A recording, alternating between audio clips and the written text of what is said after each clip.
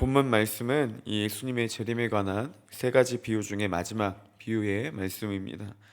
예수님은 우리에게 다시 오실 것을 약속하셨습니다. 하지만 그때가 언제인지, 언제 다시 이 땅에 오실지는 우리가 알 수 없다라고 하셨습니다.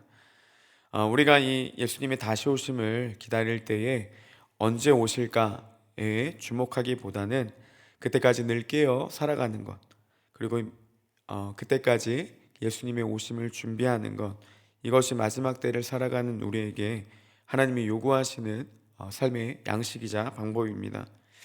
오늘 말씀을 통해서 이 바른 종말론의 관점과 예수님의 재림을 준비하는 우리들, 특별히 마지막 때를 살아가는 우리들에게 하나님의 요구하시는 삶이 무엇인지 잠깐 나누고 마치려고 합니다.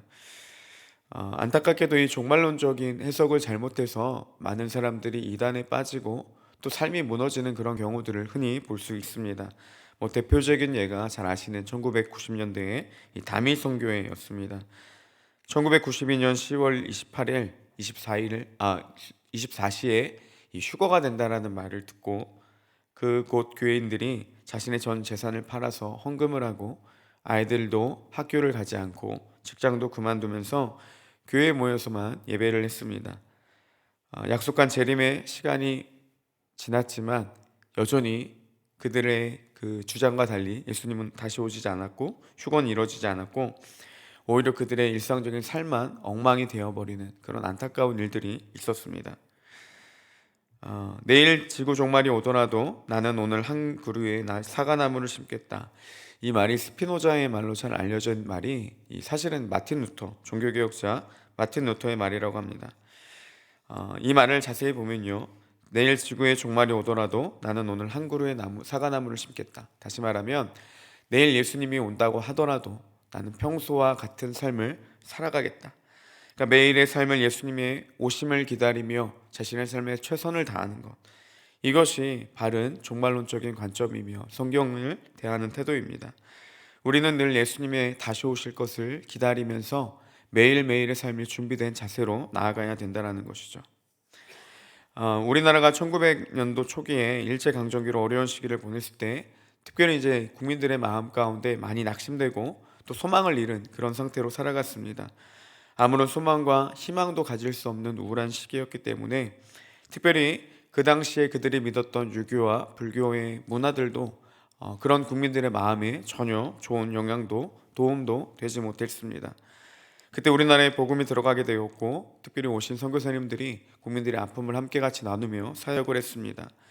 교육과 의료 활동뿐만이 아니라 이 외교적인 역할까지도 감당하며 이 아픔들을 함께 이겨냈습니다. 어려운 시기를 겪는 우리나라 사람들에게 많은 힘이 되었고 특별히 그 암울한 시기 가운데 우리나라 그 그리스도인들이 최선을 다해 살아갈 수 있는 가장 큰 비결이 하나 있었는데요, 바로 이 종말론적인 신앙이었습니다. 우리 선조들은 예수님이 다시 오실 것, 곧 오신다라는 것들을 굳게 믿고 있었고 그러기 때문에 어려운 시기에도 꿋꿋하게 그 믿음을 지키며 소망과 아무런 희망이 없는 그 상황 가운데서도 매일매일의 삶에 최선을 다할 수가 있었습니다. 예수님을 기다리는 종말론적인 신앙으로 꿈이 있었고 그 낙심한 마음 가운데 희망이 있었기 때문에 그들의 하루하루를 살아갈 수 있는 원동력이 되었다라는 것이죠. 이처럼 바른 종말론적인 사고는요, 우리의 삶을 무너뜨리거나 아니면 삶을 게으르게 만드는 것이 아니라 더욱더 최선을 다해 하루를 살아갈 수 있게 하는 힘과 능력이 된다라는 사실입니다. 오늘 말씀에도 보면 이 두 부류의 사람들이 나옵니다. 먼저 5달란트와 2달란트를 가진 사람은 자신이 가진 달란트, 그러니까 주인이 맡긴 그 달란트를 가지고 최선을 다해 자기가 할 수 있는 것들을 합니다. 그래서 장사를 해서 이 2배의 이익을 남기게 됩니다. 그러나 1달란트 가진 사람은 주인이 올 때까지 땅을 파고 그 돈을 감추어 두었습니다. 장사를 해서 2배를 남긴 사람들은 칭찬을 받았지만 그리고 주인이 맡기신 일에 최선을 다했지만 1달란트 가진 사람은 오히려 책망을 받게 됩니다. 그리고 주인은 1달란트 받은 종을 책망하면서 그 달란트도 빼앗아 10달란트를 가진 자에게 주라, 이렇게 말씀하고 있습니다. 저는 이 말씀이 처음에 이해가 되지 않는 부분이 하나 있었습니다. 만약에 이 두 달란트를 가진 자, 5달란트 가진 자가 장사를 해서 이익을 남기기보다는 손해를 보게 되면 어떻게 됐을까? 그러니까 주인이 가진 돈으로 어떻게 그런 결정을 내렸을까라는 생각이 들었습니다. 한편으로는 차라리 땅에 묻어두고 맡긴 그대로를 돌려주는 것이 더 지혜로운 것이 아닐까라는 생각이 들었는데요. 말씀을 묵상하면서 그게 아니라는 사실을 알게 되었습니다. 먼저 이 주인이 종들에게 달란트를 맡길 때 아무 기준 없이 그냥 맡긴 것이 아니었습니다. 15절에 보니까요. 각각 그 재능대로 맡겼다라고 되어 있습니다. 세번역 성경은 각 사람의 능력에 따라 주인이 종들에게 이 달란트를 맡겼다라고 번역했습니다. 즉 주인은 그들이 5달란트를 활용할 수 있는 능력이 된 자에게는 5달란트를, 2달란트를 활용해서 할 수 있는 능력을 가진 자에게는 2달란트를, 1달란트도 동일하게 그들의 능력에 따라서 배분했다는 사실입니다. 그리고 그들은 그 달란트를 충분하게 활용할 수 있는 능력을 가진 자들이라는 사실이죠. 그러니까 주인의 요구에 따라 5달란트를 가진 사람은 최선을 다해서 그것들을 가지고 장사를 하고 해서 5달란트를 더 남겼고, 2달란트 가진 자도 최선을 다해 그 일들을 감당해서 2달란트를 남겼던 것입니다. 그러나 1달란트를 가진 사람의 문제는 무엇이냐? 이 주인이 올 때까지 각자의 능력에 따라 맡긴 일들을 감당하지 않고 그냥 땅에 묻어두었다는 것입니다. 그래서 이 주인은 이렇게 책망합니다. 악하고 게으른 종아라고 그 게으름을 책망하고 있습니다. 오늘 말씀을 가만히 보면요, 주인이 원하는 것은 이 2배의 값을 남기는 것이 아니었습니다. 주인이 종들에게 요구하는 것은 어떠한 순이익이 아니라 그들이 충성을 다해 그 맡겨진 일들을 최선을 다하는 것, 이것을 원했다는 사실입니다. 신실하게 그 일들을 감당하는 자세를 원했습니다. 2달란트, 5달란트 가진 사람은 주인의 그런 마음을 잘 알았습니다. 그래서 그것들을 가지고 장사를 하고 최선을 다해서 그 일들을 감당했습니다. 하지만 1달란트 가진 사람은 이 주인에 대한 잘못된 인식, 어떻게 보면 자기의 게으름에 합리화를 시켜버렸고, 그래서 그 게으른 행동들이 나타났다는 것이죠. 하나님은 우리에게도 재능에 따라 달란트를 주셨습니다. 그리고 그 달란트에 맞는 최선을 다한 삶을 요구하고 계시다라는 겁니다. 이게 뭐 특별한 재능이라는 그 재능에만 제한적인 사항이 아니라 하나님은 우리의 모든 환경과 우리의 모든 기질과 그 모든 것들을 아시면서 그 안에서 우리가 감당해야 될 최선의 것들을 요구하신다는 것입니다. 2달란트, 5달란트의 이 2배의 달란트를 남겼기 때문에 그들을 칭찬하신 것이 아니라 그들이 최선을 다한 삶을 살았기 때문에, 그들에게 맡겨진 일들을 최선을 다해 감당했기 때문에 주인은 그들을 칭찬했고, 어떻게 보면 이 2배의 값을 남길 수 있는 은혜도 그들에게 최선을 다한 삶이 있었기 때문에 가능했다는 사실입니다. 사역을 하면서 개인적으로 이런 하나님의 마음을 많이 배우게 됩니다. 때로는 원치 않게 좀 여러 가지 상황들로 인해서 더 시간을 들여야 될 일들을 감당하지 못할 때도 있습니다.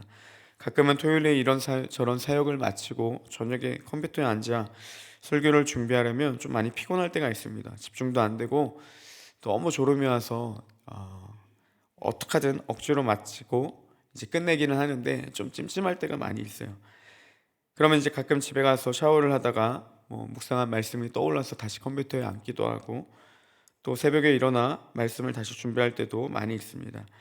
그때마다 참 감사한 것은 때로는 너무 힘들어서 잠깐 쉴 때에도, 그리고 다시 또 주어진 시간 가운데서 나름의 자기의 역할들을 감당하려고 노력할 때마다 제가 보기에는 완벽하지 않고 날마다 부족한데 마치 그때마다 하나님이 마음을 아신다라는 것, 그 힘든 것도 아시고 또 그래도 나름대로 노력하려는 그 마음도 아신다라는 것, 그런 하나님의 좀 마음이 많이 이렇게 떠오르는 것 같아서 참 감사한 마음이 들었습니다. 실질적으로 게으름의 핑계가 될 수도 있어 조심스럽기는 하지만 그렇게 내가 주어진 환경에서 그리고 상황 가운데서 나름 최선을 다해 감당할 때 하나님 그 마음을 아시고 그 이상의 것들로 더욱더 채우시는 은혜가 주어진다라는 사실이죠. 그래서 사역할 때 부족한 것이 많지만 그래도 주어진 것들을 해서 나름 최선을 다해 하는 걸 하나님은 이해하시고 또 그것 가운데 열매 맺게 하시는 그런 하나님의 은혜들을 많이 배우는 것 같습니다. 그러고 보면 하나님이 요구하시는 것은 우리에게 어떠한 그 완벽함을 추구하는 것이 아니라 우리의 모든 기질과 상황들을 아시는데 그 가운데서 나름대로 최선을 다해 살아가는 것, 그 마음을 아실 때 하나님은 우리에게 그 이상의 것들을 허락해 주신다라는 겁니다. 이거를 알기 때문에 더 일해야 될 부분들에 대해서는 게으를 수가 없고, 오히려 그 하나님의 마음을 알기 때문에 내가 주어진 환경 가운데 최선을 다할 때 그 이상의 것을 맺게 하시는 그 하나님이 있기 때문에 결코 게으른 삶을 살아갈 수 없다는 것이죠. 아니, 그럴 때에도 더욱더 더 최선을 다해 나아갈 수 있는 원동력이 된다라는 사실입니다. 하나님이 우리에게 요구하시는 삶은 이겁니다. 하나님은 하루의 삶을 최선을 다해 살기를 원하십니다. 결과가 중요한 것이 아니라요, 주님 다시 오실 것들을 기대하며 하나님 앞에 최선의 것을 드리는 것, 주어진 일들을 잘 감당하고 하루하루를 최선을 다해 예수님이 다시 오실 것들을 기다리며 살아가는 것, 이것이 정말 주님이 원하시는 삶이라는 것입니다. 21절의 말씀에도 보면 이렇게 기록되어 있습니다. 그 주인이 이르되 잘하였도다 착하고 충성된 종아, 내가 적은 일에 충성하였음에 내가 많은 것을 내게 맡기리니 내 주인의 즐거움에 참여할지어다 하고, 그리고 23절에 2달란트 받은 자에게도 동일하게 말씀해 주고 계십니다. 종들에게 맡겨진 일은 많은 일이 아니었습니다. 오늘 성경에 보니까 적은 일이라고 표현하고 있습니다. 하나님이 우리에게 요구하시는 충성은 큰 것 그리고 많은 무엇이 아닙니다. 우리가 할 수 있는 최선의 것들을 요구하시는 것이라는 사실이죠. 적은 일이라도 결코 가볍게 여기지 않고 그 일에 최선을 다해 나아가는 것. 그 세변호 성경은 이 충성이라는 표현을 신실함으로 번역했는데, 변함없이 신실하게 매일매일 삶을 최선을 다해 살아가는 것, 이것이 하나님 우리에게 요구하는 삶이고, 이것이 마지막 때에 칭찬받는 신실한 그리스도인의 모습이라는 사실입니다. 하나님이 우리에게 맡기신 짐은 결코 무거운 짐이 아닙니다. 우리의 능력 이상의 것들을 요구하시는 분도 아니시고 그런 것들을 맡기시는 분도 아닙니다. 우리가 할 수 있는 것들을 감당하며 주님의 일을 최선을 다해 살아가는 것, 할 수 있는 영역들을 드리며 하나님 앞에 나아갈 때 하나님은 그 모든 것들을 가지고 우리를 칭찬해 주시며, 또한 그런 삶이 하나님 우리에게 진정으로 요구하시는 삶이라는 것입니다. 안타깝게도 1달란트를 가진 사람은 재능이 있으면서도 그 재능을 발휘하지 못했습니다. 그는 게으른 사람이었고 최선을 다하지도 못했습니다. 그리고 자신의 삶을 날마다 합리화시키며 그 게으름을 넘어가곤 했습니다. 그래서 24절 25절 말씀에도 이렇게 이야기를 합니다.